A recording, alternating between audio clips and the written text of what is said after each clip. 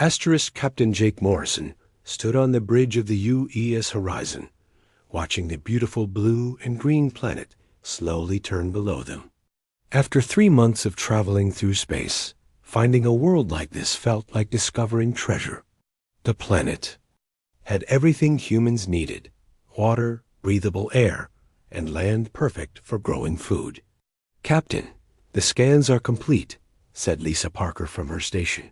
She was the ship's navigation officer, and her fingers danced across the control panel as she read the data. "This world is even better than we hoped. The atmosphere is almost exactly like Earth's." Jake smiled. This was why he loved his job.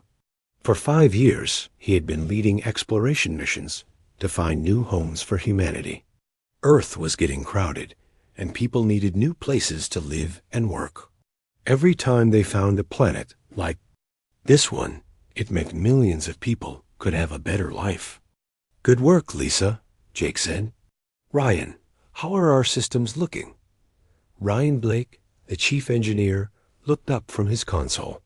He was a big man with gentle eyes who could fix anything on the ship. "All systems running smooth, Captain. We're ready to start the detailed surveys whenever you give the word." Amy Rodriguez, their communications specialist, turned from her station with a concerned look. She was young, but very good at her job. "Captain, I'm picking up some strange signals. They're not from the planet, but from somewhere else in this system." Jake walked over to Amy's station. "What kind of signals?" "I'm not sure," Amy replied, adjusting her headset. "They're definitely artificial, but not human. The patterns are too organized to be natural." Before Jake could respond, the main screen flickered. Suddenly, the image of the planet disappeared, replaced by something that made everyone on the bridge freeze. A massive alien ship appeared in front of them, so large it blocked out the stars. Its surface was covered in crystal formations that glowed with cold blue light. "Red alert," Jake said calmly, though his heart was racing. "All hands to battle." Stations. More ships appeared around them. Jake counted at least 20 vessels, all different shapes and sizes. Some looked like living creatures with tentacles and organic curves. Others were geometric and metallic, but all of them were clearly not human. A voice filled the bridge, speaking in perfect English, but with a strange musical quality. "Human vessel, you will prepare to receive a diplomatic transmission. Any attempt to flee or fight will be considered an act of war." Jake looked at his crew. Lisa's hand was hovering over the navigation controls, ready to jump to faster-than-light speed if needed. Ryan was checking the weapon systems, though Jake knew their single exploration ship was no match. For this fleet, Amy was recording everything, knowing this moment would change human history. "This is Captain Jake Morrison of the United Earthship Horizon," Jake said into the communication system. "We are on a peaceful exploration mission. We mean no harm to anyone," the alien voice replied immediately. "Captain Morrison, I am Ambassador Veltar of the Zephyrian Empire, speaking for the Galactic Council. Your presence in this system is not authorized." "Not authorized?" Jake asked, confused. "This is unclaimed space. We checked all the star charts before coming here." "Your human star charts are incomplete," Veltar said. The main screen changed to show a tall, thin figure made of what looked like living crystal. When it moved, light flowed through its body like water. This system, along with 47 others in this sector, has been designated as off-limits to human expansion. Jake felt anger rising in his chest. "Off-limits? Who gave you the right to tell humans where we can and cannot go?" "The Galactic Council has governed this galaxy for over 10,000 years, Veltar replied. "Humanity is a young species that has proven itself to be aggressive and unpredictable. Your expansion must be controlled before you become a threat to peaceful civilizations." Lisa stood up from her station, her face red with anger. "Controlled? We're explorers. not conquerors. We've never attacked anyone who didn't attack us first. Veltar's crystal body flashed brighter. Your species has been at war with itself for its entire history. You have weapons that can destroy entire planets. You consume resources at an alarming rate and show little respect for the balance of nature. The Council has decided that humanity must be contained. Jake stepped forward, his voice steady but firm. Contained how? You will receive a formal ultimatum within the next few hours, Veltar said. But I will tell you now what it contains. Humanity must cease all expansion beyond your home system of Sol. You must also surrender control of half your existing colonies to Council oversight. That's impossible, Jake said. Billions of people live in those colonies. They've built homes, raised families, created entire civilizations. Then they will be relocated, Veltar replied without emotion. The Council has made this decision for the good of the galaxy. You have 30 of your standard days to comply, Amy gasped. 30 days? You can't relocate billions of people in 30 days. The method of compliance is up to humanity, Veltar said. But compliance is not optional. If you refuse, the Council will take corrective action. Jake's hands clenched into fists. What kind of corrective action? The kind that ensures humanity is no longer a threat to galactic peace, Veltar replied. Your ship will now return to Earth and deliver this message to your leaders. Any attempt to survey or claim this world will be considered an act of defiance. The alien ships began to move, surrounding the horizon completely. Jake realized they had no choice but to leave. Fighting would mean the death of his crew, and Earth needed to know what was happening. Ryan, prepare for jump to faster than light, Jake ordered. Amy, make sure you have everything recorded. Earth needs to see and hear all of this. As the horizon prepared to leave, Jake took one last look at the beautiful planet on the screen. Somewhere down there, human children could have grown up under blue skies and played in green forests. Now, because of the Council's fear, that would never happen. Captain, Lisa said quietly, what do you think Earth will do? Jake watched the alien fleet as they moved away from the planet. Each ship was a reminder of how outnumbered humanity was in the galaxy. But humans had faced impossible odds before and survived. I don't know, Jake said honestly, but I know humans don't respond well to threats, especially threats against our families and our future. The horizon jumped to faster than light speed, leaving the Kepler 442 system behind. But Jake knew this was just the beginning. The Council thought they could frighten humanity into submission with their ultimatum. They were about to learn that threatening to take away human homes and families was the worst mistake they could make. As they traveled through space toward Earth, Jake thought about his own daughter back home. She was only 8 years old, and she loved to draw pictures of the planets he described in his letters.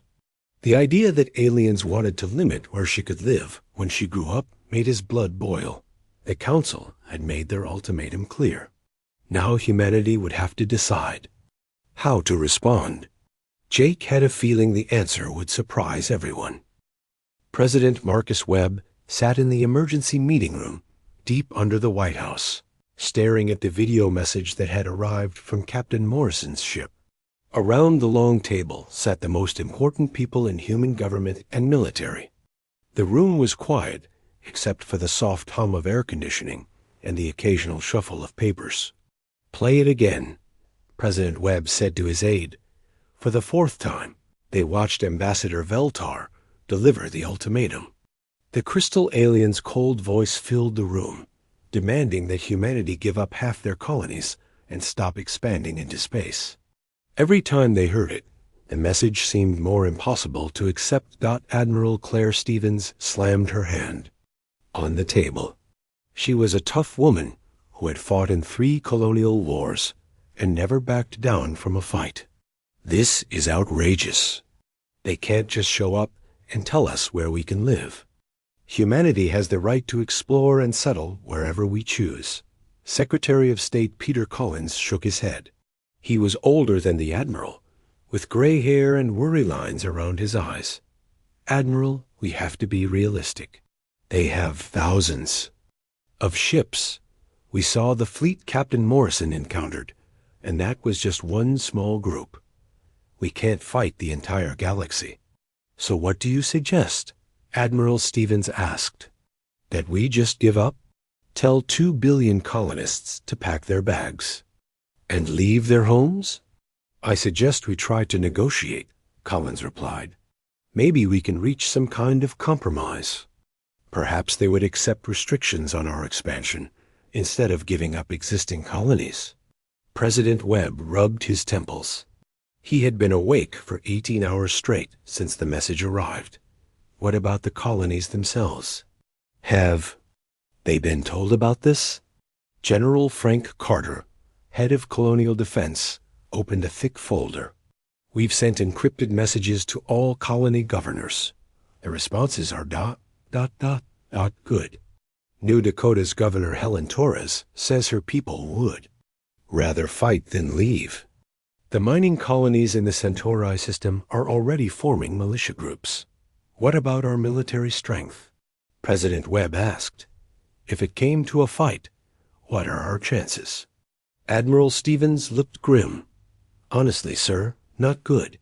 We have about 800 military ships of various sizes spread across 42 systems. Based on Captain Morrison's report, the Council has at least 10 times that number, and their technology seems more advanced than ours. But we do have some advantages, General Carter added. Our ships are faster, and our weapons hit harder.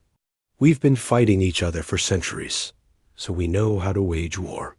These aliens might be more advanced, but they're used to peace. Before President Webb could respond, an urgent beeping filled the room. A communications officer burst through the door, his face pale. Mr. President, we're getting emergency signals from New Dakota Colony. They're under attack. The main screen flickered to life, showing a woman with short brown hair and frightened eyes. Helen Torres, the colony administrator, was trying to stay calm, but her voice shook as she spoke. This is New Dakota Colony calling Earth. We are surrounded by alien ships. They appeared about an hour ago and demanded we evacuate immediately. When we refused, they began releasing some kind of gas into our atmosphere. The transmission crackled with static.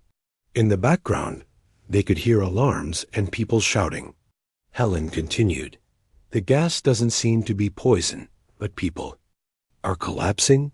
They can't move, but they're still conscious. The aliens are landing transport ships and loading our people like cargo. President Webb stood up. Can we get ships there? Admiral Stevens was already on her phone. The nearest patrol is 6 hours away at maximum speed. By then, ... Helen's voice came through the speakers again, weaker now. I can feel the effects starting. My legs won't work anymore. They're taking the children first. Oh God, they're taking the children. The transmission went to static, then silence. The room erupted. Admiral Stevens was shouting orders into her phone. General Carter was pulling up tactical displays.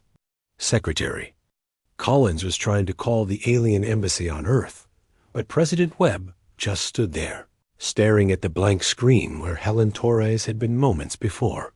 Sir? His aide asked quietly. What are your orders? President Webb turned to face his advisors. His face was hard as stone.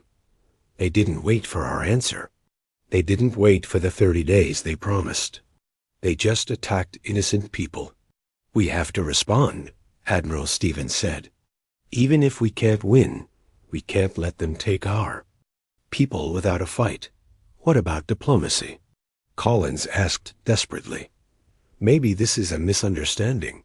Maybe some alien commander acted without orders. Before anyone could answer, another transmission came in. This time it was Ambassador. Veltar himself, speaking from what looked like the bridge of his crystal ship. Leaders of humanity, the alien said, the relocation of New Dakota colony has begun as scheduled. This action was necessary because your colony leaders refused to cooperate with council directives. President Webb stepped toward the screen. Scheduled? You said we had 30 days. 30 days to surrender all designated colonies, Veltar replied. Colonies that refused to prepare for evacuation would be relocated immediately for their own safety. New Dakota's administrator was informed of this policy, but chose to ignore it. You're lying, Admiral Stevens said. No such message was sent. Veltar's crystal body flashed. The Council does not lie. Your species' failure to communicate with its own colonies is not our responsibility. The people of New Dakota are being transported to a relocation facility where they will be safe and cared for. Where? President Webb demanded. Where are you taking them? That information is classified for security reasons, Veltar said. But I assure you they will not be harmed if they cooperate. The transmission ended, leaving the room in stunned silence. Finally, President Webb spoke, his voice low and dangerous. They attacked a peaceful colony. They took children. And they're treating it like it's our fault for not surrendering fast enough. Admiral Stevens nodded. Sir, I need permission to mobilize the fleet. Every available ship. Do it, President Webb said. And send a message to all colonial governors. Tell them to prepare their defenses and arm every civilian who can hold a weapon. Secretary Collins looked shocked. Mr. President, are you declaring war? Webb turned to face him. No, Peter. They declared war when they took our people. I'm just accepting it. Over the next few hours, the situation got worse.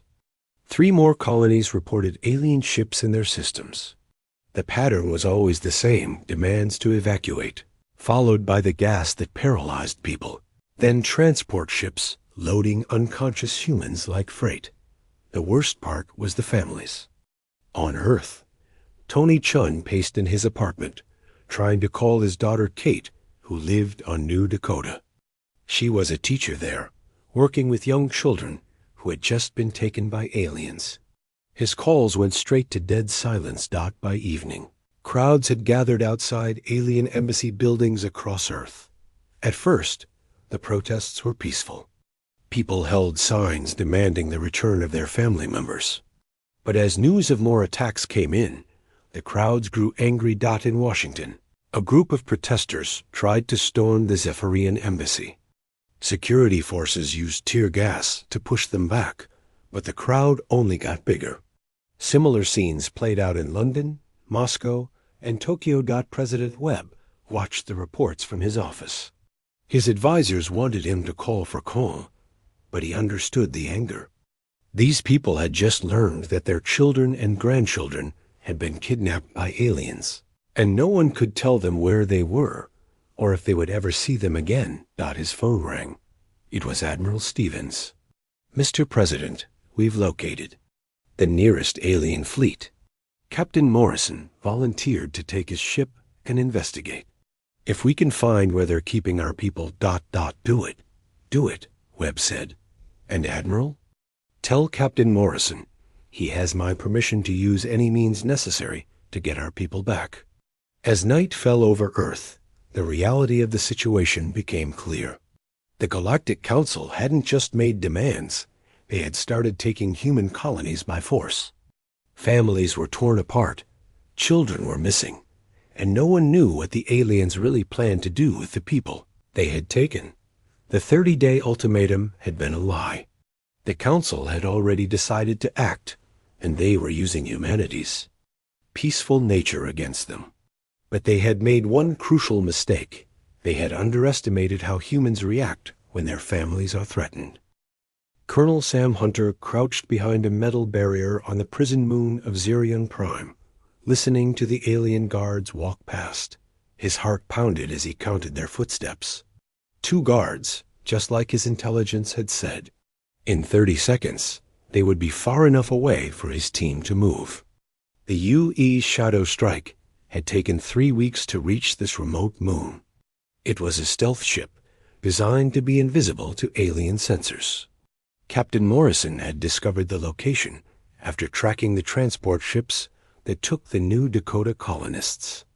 Now Sam and his rescue team were here to get them back. "Team leaders, report," Sam whispered into his radio. "North Team ready," came the reply from Lieutenant Bobby Hayes. He was leading 6 soldiers to secure the transport bay. "South Team in position," reported Sergeant Maria Santos. Her job was to find and disable the prison's communication systems. "Medical team standing by," said Dr. Jim Walsh. He had volunteered for this mission after seeing the reports about missing children. His own grandson lived on New Dakota. The prison was built into the rocky surface of the moon, with most of it underground. From space, it looked like a small mining operation. But Sam knew better. Intelligence reports suggested over 3,000 human prisoners were being held here, including most of the people taken from New Dakota. "Moving now," Sam whispered. His team slipped through the shadows toward the main entrance. The alien guards were tall, insect-like creatures with 4 arms and glowing red eyes. They carried weapons that looked like twisted metal sculptures, but Sam knew they could kill a human instantly. The door was sealed with some kind of energy field, but their tech specialist, Corporal Dave Mitchell, had brought special equipment from Earth's best scientists. It took him 2 minutes to create a hole big enough for the team to crawl through. Inside, the prison was worse than Sam had imagined.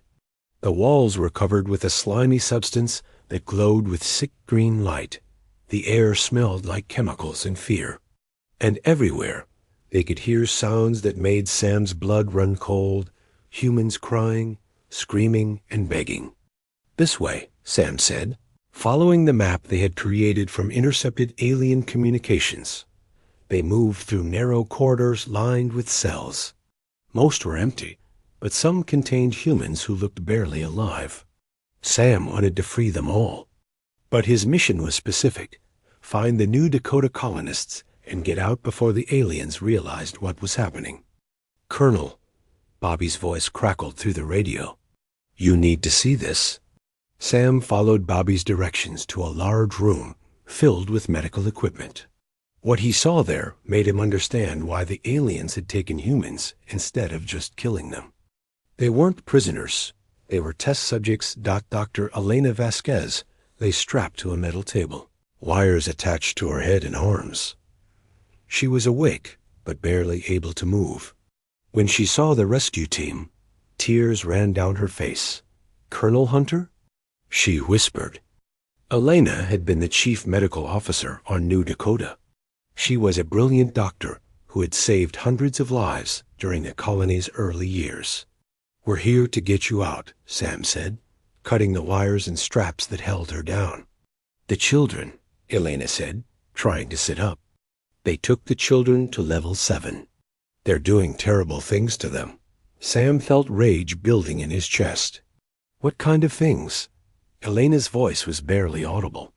"They want to understand human pain. They want to know how much we can suffer before we break.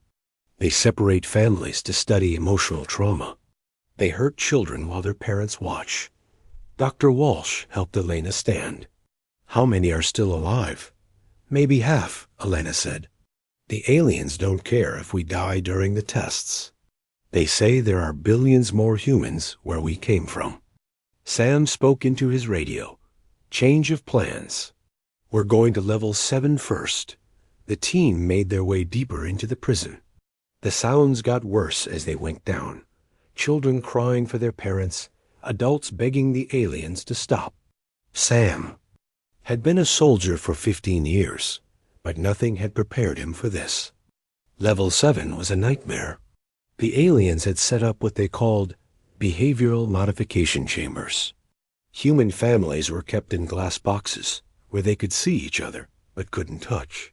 The aliens would hurt one family member while the others watched, then study how the watchers reacted. In one chamber, Sam saw a little girl about 8 years old. She was strapped to a chair while alien doctors used devices to cause her pain.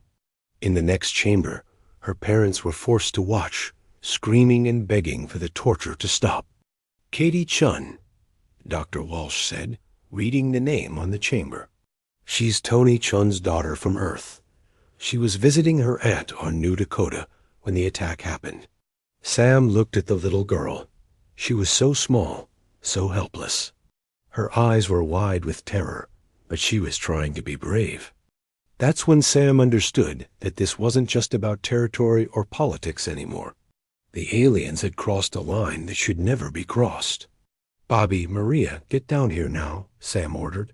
"We're taking everyone we can carry." The rescue took 2 hours. They moved through the prison, freeing every human they could find.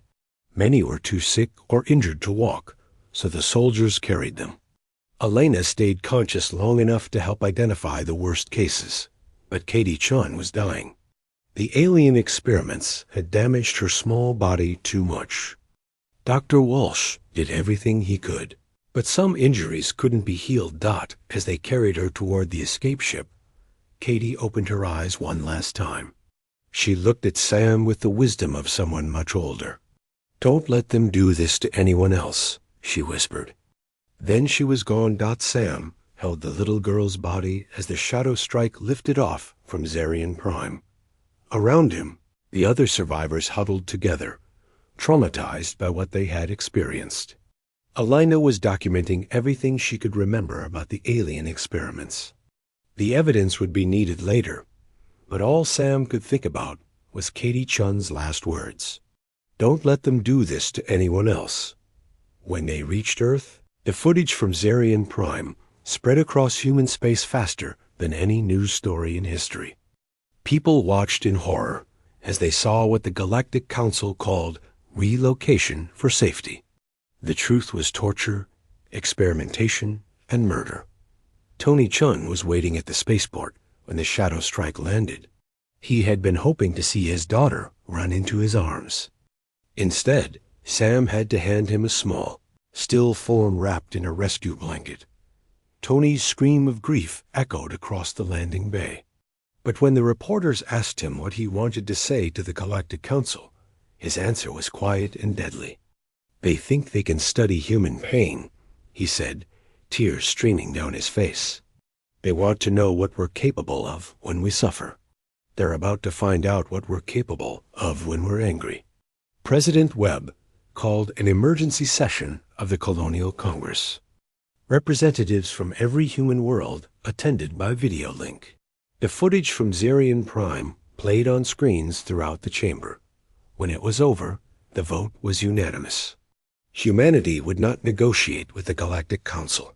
They would not surrender colonies. They would not accept alien oversight. Instead, they would go to war. Admiral Stevens was given command of every military ship humanity could build or steal. Factory worlds began converting civilian ships into warships. Mining colonies started producing weapons instead of resources. But most importantly, every human settlement received the same message. The aliens want to see what humans do when pushed too far. Show them. The Council had made their ultimatum thinking humans would be reasonable. They had taken colonies thinking humans would be afraid. They had tortured children thinking humans would surrender. They were wrong about everything. Katie Chun's death became the symbol of human resistance. Her last words were painted on ships, printed on uniforms, and broadcast across the galaxy. "Don't let them do this to anyone else." The Council had crossed the line when they decided to treat humans like laboratory animals. Now they were going to learn why. That was the biggest mistake in galactic history. Sam Hunter requested command of a strike force. His mission was simple: find every alien prison facility and burn them to the ground. No negotiations, no prisoners, no mercy. The war was about to begin, and humanity was going to show the galaxy exactly what they were capable of when their children were murdered. Admiral Claire Stevens stood on the bridge of the USS Vengeance watching the massive human fleet prepare for battle. 600 ships of every size and type floated in space around her flagship. Civilian cargo haulers had been converted into missile platforms. Mining ships carried nuclear charges. Even luxury cruise liners had been armed with military weapons. This was Operation Fury, the largest military action in human history. Every available ship from across human space had been called to join the fight. Stevens had divided them into 12 attack groups, each targeting a different alien world at the same time. "Admiral, all groups report ready," said Commander Nick Taylor, her communications officer. He was young, but had proven himself in the rescue missions that followed. "Zarian Prime." "Good," Stevens replied. She opened a channel to the entire fleet. "Attention all ships. Today we show the galaxy what happens when you threaten human families. Remember Katie-chun? Remember New Dakota? Remember that we fight not just for revenge, but to make sure this never happens again." She paused, looking out at the stars where alien worlds waited. "The Galactic Council thinks we're just another primitive species they can control. They're about to learn that humans are different. We don't just fight to win, we fight to survive, and we never, ever give up." Captain Jake Morrison listened to the Admiral's speech from the bridge of his new ship, the UES Retribution. It was twice the size of his old exploration vessel, armed with the latest weapons Earth could produce. His crew had volunteered to stay with him, even knowing they might not survive the coming battle. "Lisa, how are our navigation systems?" Jake asked. Lisa Parker checked her displays. "All systems green, Captain. We're ready to jump to the Rigel Centauri system on your command." That was their target, the main Korthic fleet base. Intelligence. Reports said it was defended by over 50 alien warships. Jake's attack group had only 20 ships, but they had surprise on their side. The aliens thought humans were still trying to negotiate. "Amy, any word from the other groups?" Jake asked. "All groups are in position," Amy Rodriguez reported. "Group 7 is targeting the Zephyrian homeworld. Group 3 is hitting the deep current underwater cities. Every major council world is about to be attacked at the same time." Jake nodded. That was the plan. Hit them everywhere at once, so they couldn't coordinate their defense. The aliens were used to fighting one enemy at a time, with formal challenges and rules of engagement. Humans were about to show them what total war looked like. "All ships, prepare for jump," Stevens ordered over the fleet channel. Across human space, the same order was given. 12 attack groups, each heading to a different alien world. The Council would wake up to find themselves under attack from every direction. "Jump in 3, 2, 1 mark," Jake said. The Retribution leaped through space, covering hundreds of light years in seconds.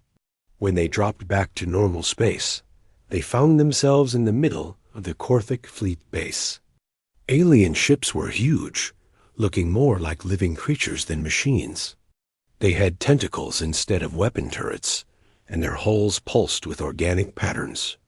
They were beautiful in a way, but Jake felt no pity for them. "All ships, attack pattern Delta," Jake ordered. "Target their command vessels first." The human ships spread out, moving faster than the aliens expected. The Korthic had been caught completely off guard. Half their fleet was powered down for maintenance, and their crews were not ready for battle. Lieutenant Sophie Grant, Jake's weapons officer, targeted the largest Korthic ship. "Firing missiles," she reported. Nuclear warheads streaked through space, slamming into the alien vessel's organic armor. The ship writhed in pain, its tentacles flailing uselessly.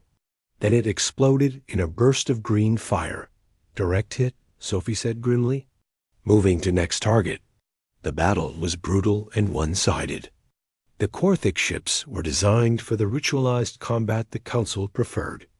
They would approach slowly, exchange formal challenges, then fight according to ancient rules. But the humans ignored all of that. Jake's ships attacked from multiple directions at once. They used ramming tactics, nuclear mines, and coordinated swarm attacks. When a Korthic ship tried to surrender according to galactic law, the humans ignored the surrender and kept firing. "Captain, we're getting surrender signals from the remaining enemy ships," Amy reported. "Ignore them," Jake said coldly. They didn't accept surrender from the children at Zarian Prime. The battle lasted 6 hours. When it was over, the Korthic fleet base was nothing but floating wreckage. Jake's force had lost 3 ships, but they had destroyed over 40 alien vessels. More importantly, they had captured the base's communication center. "Amy, broadcast the Zarian Prime footage on all alien frequencies," Jake ordered. "Make sure every species in the Council sees what they did to our children." Similar scenes played out across the galaxy. The Zephyrian crystal cities were shattered by kinetic bombardments. Their beautiful formations, built over thousands of years, crumbled in minutes under human assault. The aquatic deep current worlds saw their underwater cities flooded with burning chemicals that turned their oceans into poison. The aliens had been preparing for negotiations, maybe even a limited war. They were not ready for the savage efficiency of human total war. Entire fleets were destroyed before they could respond. Civilian populations fled their cities as human. Ships appeared in their skies, but it was the messages that came with the attacks that truly terrified the Council species. Every human ship broadcast the same footage: the torture chambers of Zarian Prime, the dead children, the experiments on human families. The aliens were forced to see what their relocation program really meant on the Zephyrian home world. Ambassador Veltar tried desperately to contact the human fleet. His crystal body was flickering with panic as he watched his people's cities burn. "Human ships, this is Ambassador Veltar. We must negotiate. This level of destruction is unnecessary." The reply came from Admiral Stevens herself, broadcast on every frequency so all the galaxy could hear. "Ambassador, you crossed the line when you started experimenting on our children. You wanted to study human pain and suffering. You wanted to understand what we're capable of when pushed to our limits." Stevens paused, and when she spoke again, her voice was deadly calm. "Now you get to see what happens when you make humans desperate. This is what we're capable of when you threaten our families." The alien tried to respond, but Stevens cut the transmission. The human fleet continued its bombardment, reducing the Zephyrian capital to rubble. On Earth, people watched the battle reports with grim satisfaction. Tony Chun, still mourning his daughter Katie, spoke to reporters outside the War Department. "They thought they could break us by hurting our children," he said. "Instead, they've shown the galaxy why you never attack a species that values family above everything else." Katie's death will be remembered as the moment humanity stopped being prey.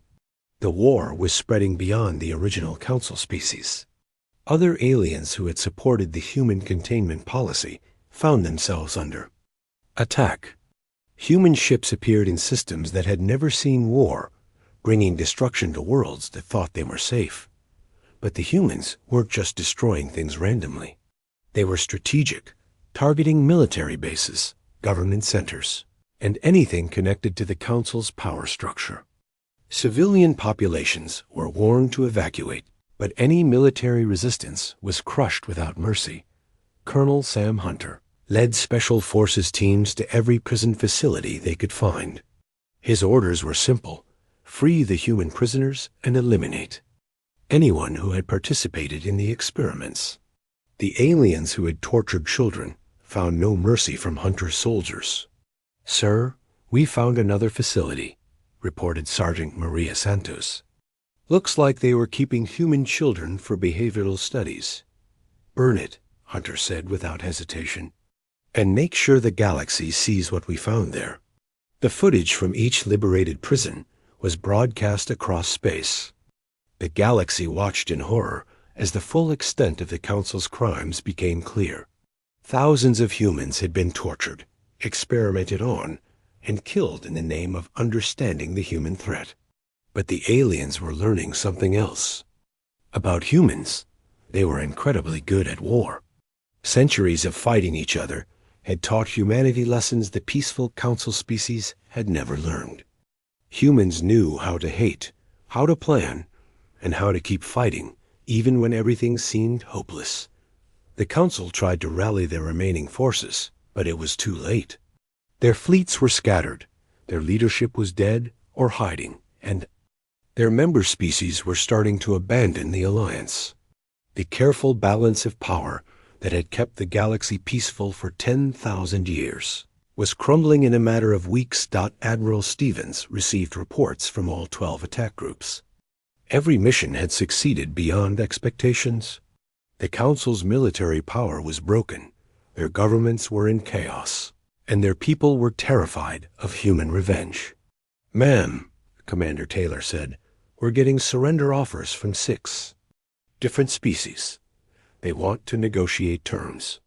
Stevens looked out at the stars, thinking of all the human children who had died in alien laboratories. "Tell them we'll consider negotiations after we finish our work. But first, they need to understand that humanity is in charge now." The galaxy was learning a new truth: never threaten. 5 years after the war ended, Tony Chun stood at the podium of the new Dakota Memorial Station. The massive space station floated where the original colony had been, built as a monument to those who died in the Council's prison camps. Thousands of people filled the main hall, including survivors from the alien experiments and families of those who didn't make it home. Tony looked out at the crowd and saw faces he recognized. Dr. Elena Vasquez sat in the front row, now serving as head of the Colonial Medical Service. She still bore scars from her time in the alien laboratories, but she had dedicated her life to making sure such horrors never happened again. Colonel Sam Hunter was there too, wearing the uniform of the Prisoner Liberation Corps.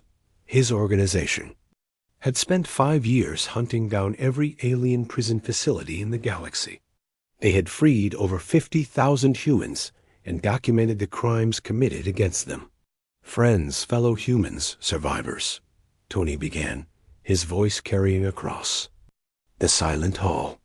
"We gather today to remember those we lost and to celebrate what we have built from their sacrifice." The wall behind him displayed thousands of names, every human who had died in the Council's experiments. Katie Chun's name was at the top, along with her school photo showing a smiling 8-year-old girl who just wanted to learn about the stars.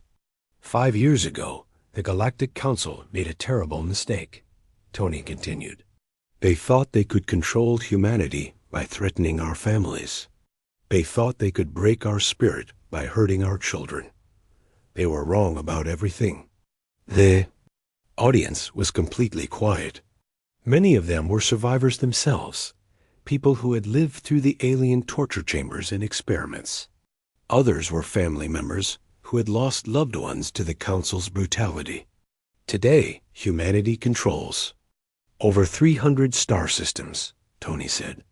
The former Council species exist only as client states under human protection.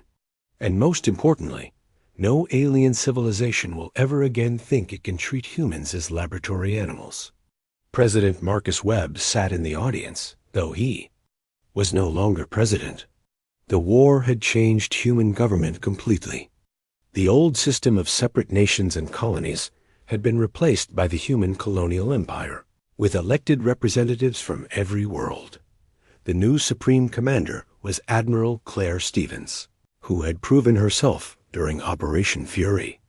She had restructured human military forces to make sure they could respond quickly to any threat. Never again would aliens be able to launch surprise attacks on human colonies. But we didn't win this war just for revenge, Tony continued. We won it to make sure future generations of human children can grow up safe. We won it so that families will never again be torn apart by alien experiments. Captain Jake Morrison listened from his seat near the back of the hall. He now commanded the exploration service that was mapping new sectors of the galaxy. But unlike the old days, his ships were heavily armed and traveled with military escorts. Humanity would continue to explore, but they would never again be caught defenseless. The Council species learned something about humans during the war, Tony said. They learned that we don't fight fair. We don't follow their ancient rules of combat. When our families are threatened, we become something they never expected, a species willing to destroy everything rather than accept defeat. Lisa Parker, now an admiral herself, commanded the Colonial Defense Fleet. Her job was to make sure no human world would ever again face the terror that New Dakota had experienced. Every colony had defensive platforms, armed civilian ships, and trained militia ready to fight. Some people say we were too harsh, Tony continued. They say we should have accepted the Council's surrender earlier, before so many alien worlds were destroyed. But I ask you, would you trust the safety of your children to the mercy of those who once tortured them for scientific curiosity? The audience murmured agreement. Everyone in the hall had lost someone to the Council's experiments. They understood that mercy toward their tormentors would have been a betrayal of the dead. The aliens have learned to fear human anger, Tony said. But more importantly, they have learned to respect human determination. We are no longer seen as a primitive species to be contained. We are the dominant power in this galaxy. Dr. Elena Vasquez stood up from her seat. She was scheduled to speak next, but first she wanted to share something personal. Tony, may I say something? She asked. Tony nodded and stepped aside. Elena walked slowly to the podium, still affected by the injuries she had received in the alien laboratories. I was there when Katie died, Elena said, her voice carrying clearly through the hall. I heard her last words. She asked us not to let the aliens do this to anyone else. Today, I can say we have kept that promise. She gestured to a group of young people sitting together. They were all survivors of the alien experiments, now grown up and serving in various roles throughout human space. These young people were children when they were taken. They survived horrors that would have broken adults. But they didn't just survive, they became stronger. They became the symbol of what humanity can endure and overcome. One of the survivors, a young man named Billy Scott, stood up. He had been 12 when the aliens took him from the farming colony of New Texas. The experiments had left him with permanent disabilities, but he had become one of humanity's best diplomats. The aliens wanted to understand human pain. Billy sighed. They got their wish. But they also learned something they didn't expect, that pain makes us stronger, not weaker. Every scar they gave us became a reminder of why we fight. Amy Rodriguez, now head of Colonial Communications, made sure Billy's words were broadcast across human space. The annual memorial service was watched by billions of people on hundreds of worlds. The war changed us, Tony continued when Elena returned to her seat. Before the Council attacked us, humans were still thinking like individual nations and colonies. The threat to our children united us in a way nothing else could have. President Webb had been replaced by a democratically elected colonial parliament, with representatives from every human world. But the real power lay with the military commanders who had won the war. They understood that strength was the only thing aliens respected. We are no longer the species that begs for permission to explore new worlds, Tony said. We take what we need and defend what we have. The galaxy belongs to humanity now, and we will never let anyone forget the price of underestimating human rage. The ceremony continued for 3 more hours. Survivors told their stories. Military commanders reported on the current state of human defenses. Scientists discussed new technologies developed from captured alien equipment. But the most important part came at the end, when Tony read the names of every human who had died in the Council's experiments. It took 45 minutes to read them all, and the hall remained silent throughout. "These names represent more than just the dead," Tony said finally. "They represent the moment humanity stopped being prey and became predators. They represent the day we decided that no one would ever again hurt our children and live to tell about it." As the ceremony ended, people filed past the memorial wall to touch the names of lost loved ones. Tony stood beside his daughter's name, remembering the little girl who had loved to draw pictures of distant planets. Colonel Hunter approached him. "She would be proud of what we built," the soldier said quietly. "I think she would," Tony agreed. "But I also think she would want us to remember that we didn't do this for glory or conquest. We did it to protect future generations of children like her." Later that evening, Tony stood on the observation deck of the memorial station, looking out at the stars. Human ships moved through space in all directions, carrying colonists to new worlds and traders to distant markets. The galaxy that had once tried to contain humanity was now ruled by it, but the cost had been enormous. The war had killed millions of people on both sides. Entire alien civilizations had been reduced to client states. The balance of power that had kept peace for thousands of years was gone forever. Amy Rodriguez joined him at the window. "Do you ever wonder if there was another way?" she asked. Tony thought about it for a long moment. "Every day," he said finally. "But then I remember Katie's face when she died, and I know we made the right choice. Sometimes protecting the innocent requires becoming the monster that others fear." The memorial service had reminded everyone why the war was fought and why humanity had chosen such brutal tactics. The galaxy was safer now, but only because aliens knew that threatening human families would result in their complete destruction. "The children growing up today will never know the fear we lived with," Tony said. "They'll grow up knowing that humanity is strong enough to protect them from anything. That's worth any price we had to pay." As the years passed, the anniversary of Katie Chun's death became known as Liberation Day throughout human space. It was a reminder of what humanity was capable of when pushed beyond all limits. Schools taught children about the war and the importance of strength in protecting freedom. Memoria